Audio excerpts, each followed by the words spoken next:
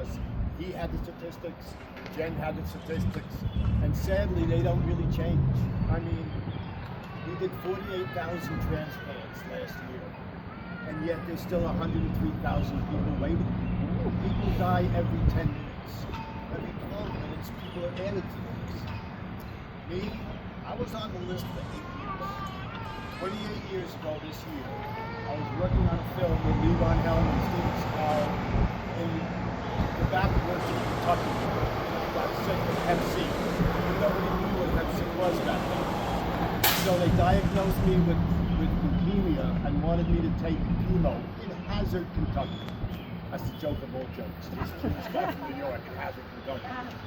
So Warner Brothers and Steven flew me back to New York, where Kingston doctor, Dr. Book, correctly diagnosed me with Hep C, drained 7 quarts of fluid out of me, and got me to Mount Sinai to the transplant list.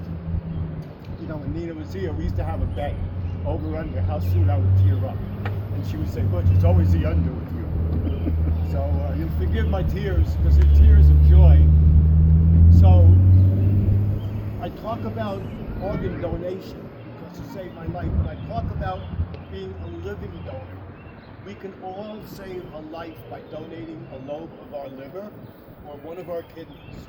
There were these 2 brothers on TV the other day, 2 years apart, both have the same kidney disease. One spends 20 hours a day, 7 days a week on dialysis. Doesn't anybody have a kidney to give this guy so he can have a life? But my donor was being attacked by his own immune system, and his liver was perfectly viable, but being rejected by his body. They took out his liver in this operating room, put it in me in this operating room, and 20 years later, thank you, Frankie Matera, I'm standing here before you, happy, 76 years old, healthy. I work delivering legal cannabis, which is a joyous thing for an old guy like me. And I built a September 11th memorial in Newport for the community.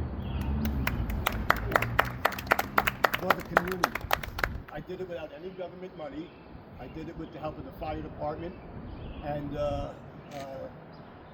it's something that when I was being interviewed, I said my greatest thrill of life that I can leave this memorial.